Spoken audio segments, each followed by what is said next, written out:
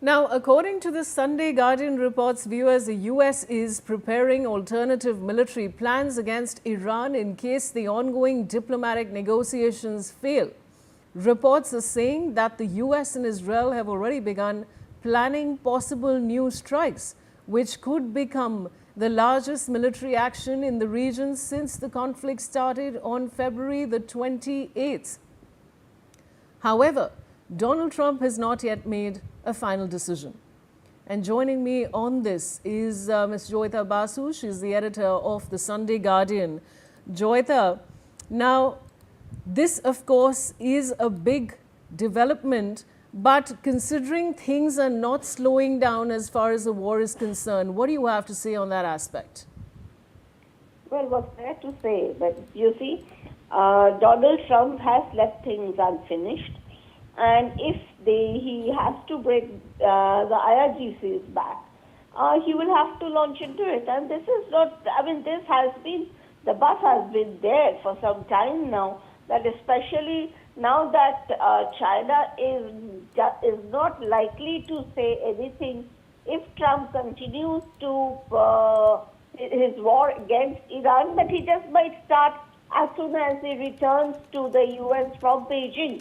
Because you see, what happened in Beijing was that China also came out and said that this Hormuz should not be blocked. And how do you unblock Hormuz? The only way it can be unblocked right now, if Iran is not ready to negotiate, if Iran is unreasonable, the only way it can be done is by military action. And Hormuz is a big, big headache. But then Iran is kind of sort of, as Donald Trump himself has said, the peace process is nearly, the ceasefire in particular, is nearly dead. So one should not be surprised if he starts. In fact, they were saying there have been reports that he may start even on Monday. So this week onwards. But we don't know yet. Let's see. Or he could be just be a little more, giving Iran more time. So let's see which way things go. Absolutely, Joyita, and we're talking about Donald Trump, who changes his mind every day that he wakes up in the morning, really. But if I ask you, Joyita, now how much credibility do backward negotiations still hold in such a tense environment, according to you? Well, the thing is that you see, Iran also is not being very reasonable. I mean, Iran cannot possibly say that, Hormuz, we are going to collect toll. I mean, if you allow Iran to collect toll in Hormuz, I mean, this is going to spread. And then all the checkpoints of the world will be destabilized like the way Iran has destabilized Hormuz. So, in fact, if Iran is expecting sympathy from the world, well, I don't think. I would say that Indians in particular are losing sympathy for Iran primarily because they are making our lives miserable. They are not doing us a favor, but by allowing one tanker once in a while to pass through. Otherwise, they have attacked our tankers also. So I don't think there is any particular reason. I mean, frankly, what Donald Trump started was totally unnecessary. That's a different issue. But what Iran IRGC is doing, I mean, frankly, it is working like a criminal hafta collection. The way these hoodlums go around, that is how IRGC is behaving. So frankly, if you are being asked to be sympathetic towards Iran, sorry, I don't think many Indians, they are not very sympathetic to Iran right now. Absolutely, Joyita, and all of the ripple effects, viewers, are being felt across the world. Look at the fuel prices where they're going. Thanks, Joyita, for joining me on the broadcast. And now fresh reports of unusual Russian military aircraft activity near the Gulf are triggering speculation over Moscow's growing support for Iran amid rising tensions with the US. Flight tracking observations reportedly spotted Russian aircrafts moving through Somalia, the UAE, and routes linked to previous Iran-US escalations, while the reports remain unverified. The developments come as Washington weighs fresh military options against Tehran and Russia, deepening strategic coordination with Iran across the region.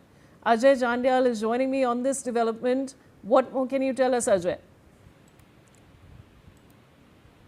Pardon, please repeat the question. Ajay, we're talking about fresh reports of unusual Russian military aircraft activity near the Gulf, which is triggering speculation over Moscow's growing support for Iran. What more can you tell us? Yes, there are reports of the, that unusual reports that Russian military aircraft activity near the Gulf, are triggering speculations over Moscow's growing support for Iran. And amid this ongoing situation between America and Iran, this could also be a trigger point as far as the situation is concerned. Already, America directly says from many times says that Iran and Russia and China is supporting Iran, and if this Russian military aircraft activity there in the Gulf, that means that something is happening there. So flight, tracking observation reportedly this spotted Russian fighter plane aircraft movement over there, which is reported in the media as well. Now that has to be seen that what will happen next, because similar kind of activity was spotted in the past as well.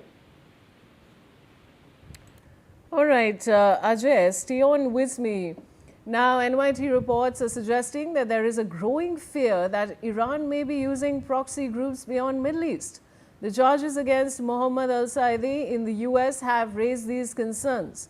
Al-Saadi was involved in planning at least 20 attacks in Europe and Canada since the US-Israeli campaign against Iran began in late February, and was plotting attacks on US soil, including against Jewish institutions. Al-Saadi was detained in Turkey recently and handed over to the US authorities. Ajay, back to you on this development. What more can you tell us? All right, we seem to have unfortunately lost the phone line there. But of course, viewers, I was telling you that reports are now suggesting that there is a growing fear that Iran may be using proxy groups beyond the Middle East. And now moving on. Now, a massive fire is being reported at Yadaz